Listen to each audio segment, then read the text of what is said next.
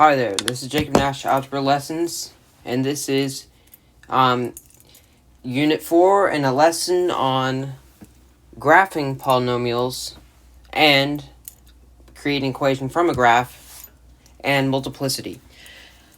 Longer intro there today, just felt like doing that. Once again, that's New Day by Black Bonzo if you want to hear the full song.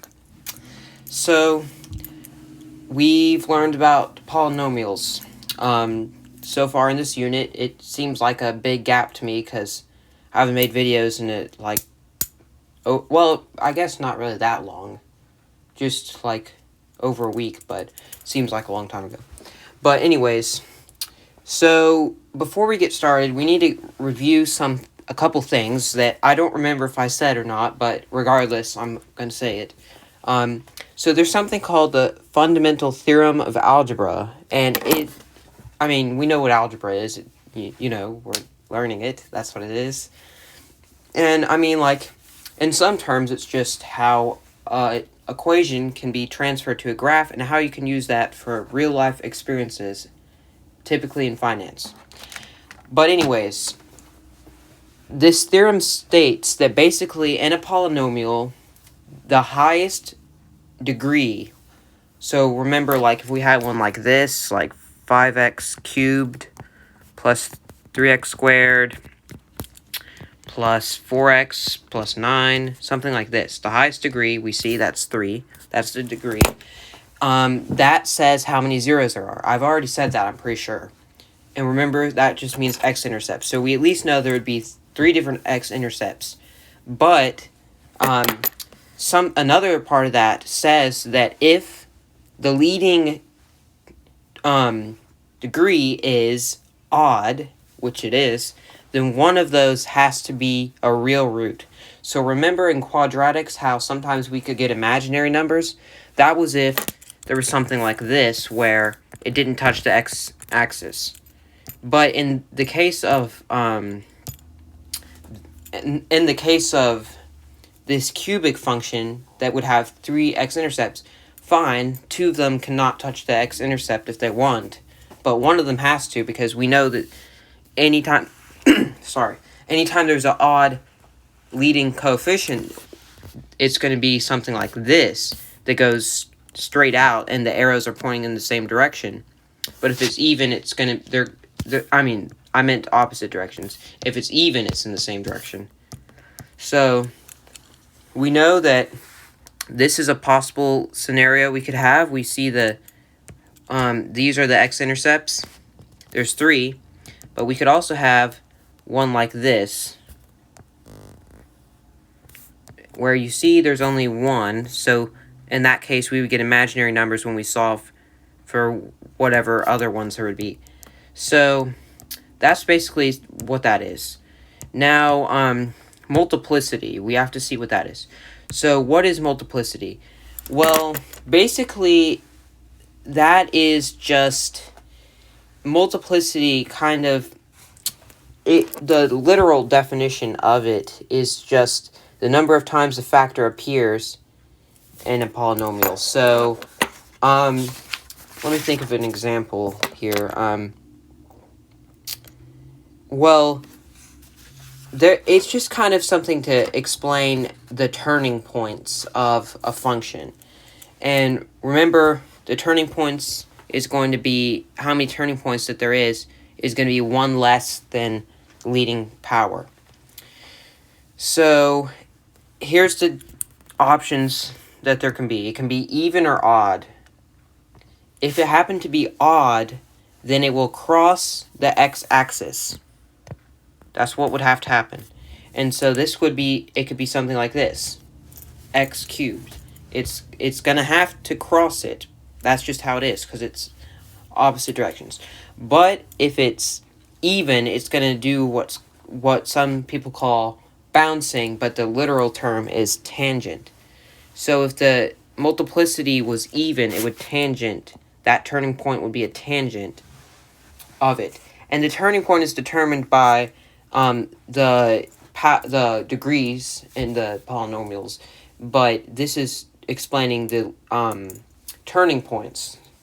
So if you had that in there, one like this, we would know that there would have to be a turning point at which it does something like that, where we would have just a 0 right there. It does called a tangent, which that basically just means that it touches it exactly at one point and one point only, like something like that. And another thing to note, the greater the power, the more of a flatness there will be closer to where it touches the x-axis. So let me show you what I mean. So in terms of odd powers, let's see. So if we had, let's look at the differences. X to the first, which is just really x, which is a linear function. Then we have cubic function and quintic function. Let's see the differences. So we know it's not flat at all where it touches the x-axis. It's just a straight line. But for this one, we can see that it's a little bit more flat. But then, more dramatic, basically. It's like that if it's x to the fifth. Now, in terms of even, that's a little bit easier to see. So let's do x to the second, x to the 88th, and then like x to the 464th or something. That's not the best example, but whatever. So we see that it's mostly just going, it's like, okay, I'm going to go straight down, and then I'm going to go right back up. No need to just hang around by the x-axis. But with the 88th, we can see that it would be more like that. It still touches it at one point, but it kind of looks like it just rides on the axis. And even more so for the 464 one. So that's not exactly accurate, but just kind of what it would look like. So keeping that in mind, that's how we can graph these polynomials, because it's not as simple as how we did it for quadratic and linear functions.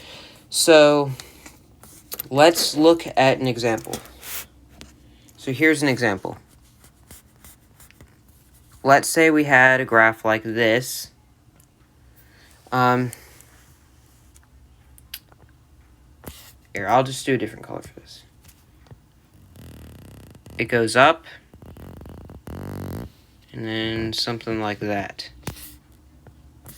And we need to write the equation for that line. How could we? Well, for one thing, we would have to know points on here. Okay, there we go. So first of all, is this going to be a function that has a even or odd leading degree? Odd. How do we know? Because the arrows are pointing in different directions. That's how. But how do we know what it is? Well, you can see what it is, well, basically by looking at the turning points and then adding 1 to it. So that's 1, 2, 3. Well, it appears that there's only 3. Well, really 4. So then we know that the leading degree is going to be 5, but there's a simpler way to look at it. So first we need to figure out what the solutions are. That just means the x-intercepts. So that would be where x is 2 and where x is 4. Okay. Now we need to realize for these, is the multiplicity even or odd? Now this really, it would appear that you, like in this case, at first it might seem like that you look at that by here, because I'm saying even. That's not just because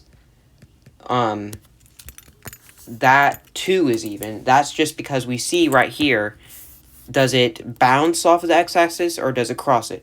It bounces, so that's how it's even. And you need to pick a number. We are going to just say that that's 2. We know since it's even, it's going to be even number, obviously. But we'll say 2 because it doesn't really ride along it. I mean, it kind of looks like that the way I drew it, but we'll just say even. Which it would have to be in this case anyways. So the x equals 4, let's look right here. It crosses it, so it's odd. And we can just say that that's a 3, because that looks like a cubic function. So if you see, we can kind of break this apart into 2 different sections. One that looks like a quadratic, and then one that looks like a cubic function. So that kind of makes sense, hopefully. And we also can write this as a factor. For this one, we would do x minus 2 because we know x would be 2 if we solved that. And then we're going to make it squared because of this. And then for this one, similarly, and then cubed. So we see that the degree is going to be 5. And is this a positive or negative 1? It's going to be positive because we see that it's kind of going in a right direction, but we also, just by looking at the end behavior that we already talked about, but I'm not going to go over that right now. Now, how would we write the equation? All we have to do is put these two factors together, and that tells us what it is. So x minus 2 squared, x minus 4 cubed. That's all we have to do. And those are times. Sorry, they're multiplied by each other. Now, if you actually multiply these out, like we're basically doing the opposite of factoring if we did that, then we would see that we would get x, we would eventually get equation in standard form that has x to the 5th first. So that's how you go from graph to equation. So hopefully that makes sense. To me, that does make sense, but I mean, that's why I'm making the video anyways. So let's see how we could go from equation to graph. So let me look at an example that I can use. Okay. So we are going to look at this example. Y equals x plus 4 times x minus 2 times x. Let's just do that. Okay, we have our graph here. How would we do that? Well, we need to know the degree, and we also need to know the direction. Well, how do we look at that? We need to note what the zeros would turn out to be. So what we can do is just graph where the zeros would be. So we see this first part, x plus 4. So we know for that part, x would have to equal negative 4. So we have negative 4, and we have a 0 there. This one is going to be positive 2. This isn't completely accurate. And then we see x. That means since there's nothing near it, we know that would mean it's going to equal 0. So those are our zeros. Let's just say that. Okay. Simple enough. So we see that there's 3 zeros, but we need to know what's happening at each spot. Okay? So we can look at that by the power of each of these. Since there's nothing there, we know that that means 1. And since that's odd, that means it's going to cross at all parts. And it's not going to ride along it because it's not a 3. Because it's a low power, it's going to just be a straight line through. But how do we know if it's going to go like along this line or if it's going to be this way? Well, since we see that it's positive here, which there's nothing there, but that means positive, we know that it's going to start from this direction and end at this direction. So all we have to do is, since we know it crosses at each point, we just make it connect. And the full thing is a cubic function. The degree would be 3 because we note that it has 3 X-intercepts. So that one's pretty simple. That's how you would graph. And obviously this isn't completely accurate. You would have to plot points to get an accurate graph, but that's along the lines of what it would be. Now we have another one. Y equals negative x plus 6 squared times x plus 2 times x minus 4 cubed. Okay, different this time. We can still find our x-intercepts. We see negative 6, negative 2, positive 4. So we negative 6, -2, and then +4. Not accurate once again, but that's just how it is. So, in case you didn't catch on, remember we're just basically changing the sign of what's there because we are finding what x is. That's how I found those. So we see once again 3 x-intercepts. Well, the leading degree is 3, so that makes sense. Okay, so well we already see here it's negative, so it's gonna go. Sorry, what am I thinking? There's three zeros, but there are imaginary ones. I'm sorry, I got confused for a second. There's imaginary ones. That's not the leading term. That's just because this is in factored form. Sorry about that. The degree is going to be 6. How? We know that that's a 1 right there. All you have to do is add these up. Sorry about that. 2 plus 1 plus 3. That's how you do it. I'm sorry that I didn't already say that. To find the degree, you add all the exponents of each portion of it. So that is 6. That's even. That means if it's even that the arrows are going to point in the same direction, and since it's negative, they're going to point down. So we know there's arrows here, but we just need to figure out how to draw the lines. So for this part, since it's 2, that's even. That means it's going to ride along the x-axis or bounce off of it. And it's not going to, it's not going to ride along because it's a low number. Not if it was 8, then it would be more like this, like more like that. But it's going like, oh, too bad. Don't want to go there that much. So then, what about for this one? Right here. We see that's a 1, so it's just going to cross straight through. So we have to bend it back to get there. Alright, now for this one, it's also odd, but since it's higher, we'll make it ride along a little bit more. So how about like this? And then done. That's what it looks like. So there you go. That is basically how you use multiplicity and the theorem and to go from graph to equation and vice versa. So just remember that if it's even or odd, the multiplicity changes. If it goes like this, if it's even, or if it goes like this, if it's odd. And if the number's higher, then it rides along it more. And you add all the exponents of each portion of the polynomial in factored form to find the degree.